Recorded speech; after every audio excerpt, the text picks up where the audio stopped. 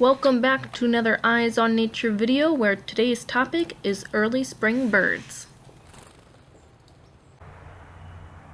Each year, over 250 bird species occur in Connecticut.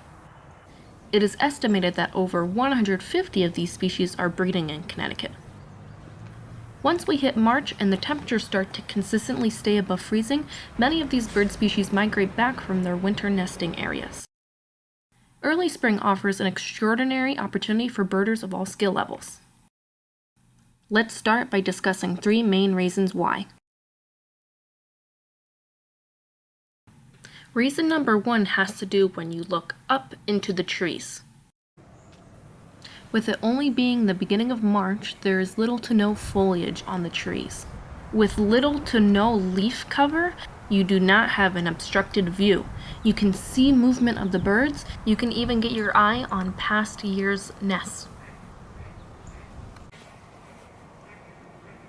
Secondly, if the trees are not heavily covered with leaves, there's no noise obstruction. You can clearly hear the birds' calls.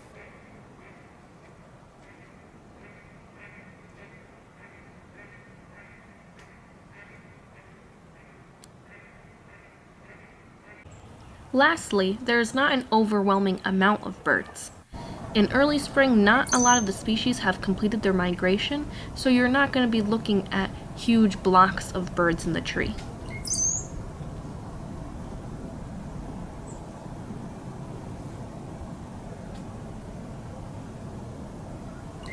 You can observe birds from anywhere, from the comfort of your own home through the window or on a back porch, or even on a trail while hiking. Typically, you want to be still and quiet for birding activities.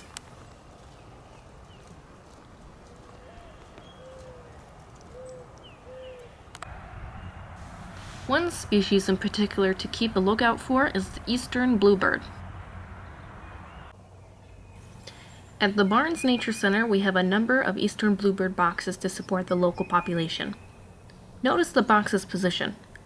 It's in an open space, which is an ideal habitat for a bluebird. They love open fields or meadows, which have a perimeter of trees. Because of this, they are often a common sight on golf courses and farms. As far as food goes, the species loves insects. They will perch low, flutter down, and hover above their soon-to-be captured prey items. The bluebird is what we call a cavity nester. They like to nest in old woodpecker holes, a natural hole, or your man-made bird boxes. The nest itself will be constructed from dried weeds, grass, twigs, and animal hair. As a courtship display, males will sing and flutter in front of the female with his wings and tail partly spread.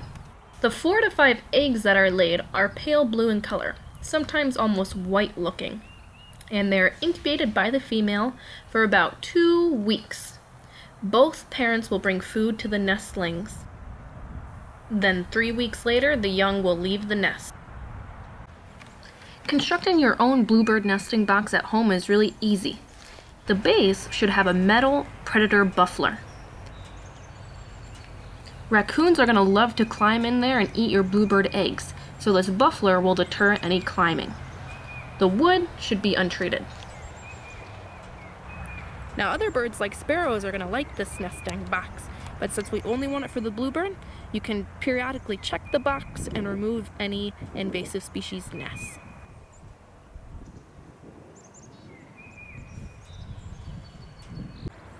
Another early spring bird that we have on the Indian Rock Nature Preserve lives in the yard's apple orchard.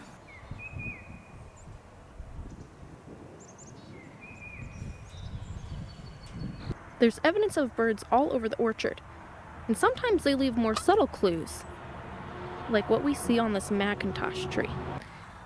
The yellow-bellied sapsucker knows that sap is flowing right beneath the bark, so they're not going to be pecking deep holes.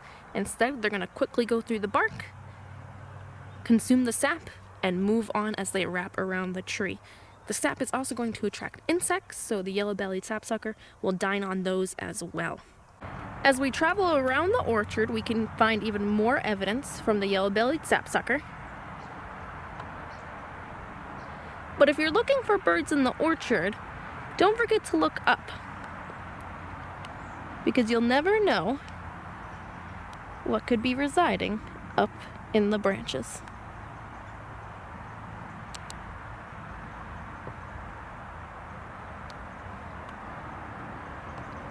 Here we have a mourning dove, one of spring's earliest nesters coming up from Central America. And they're really adaptable. They can be in semi-open fields, to totally open fields, to urban cities, to farmlands.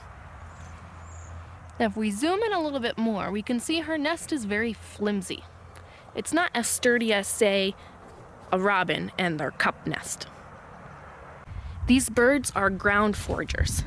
So they'll store seeds in their crop, which is a part of their esophagus, and then they'll fly to safety and digest the food.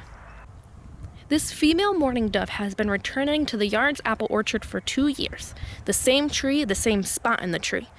And she's sitting on 2 little white eggs, and in about 14 days these eggs will hatch. And what she'll do is she'll be responsible for keeping them warm and feeding them, so she'll use her long, thin beak to regurgitate seeds into their mouths. The mourning doves have such a high population that they are hunted for meat and for sport, and since they have such a prolific population, it's not a concern for regulation. As we move further and further into spring, more birds will finish their migration back to Connecticut.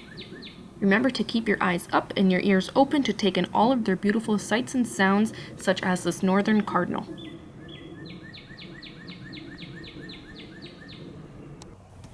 Thanks for watching our Early Spring Birds Eyes on Nature video.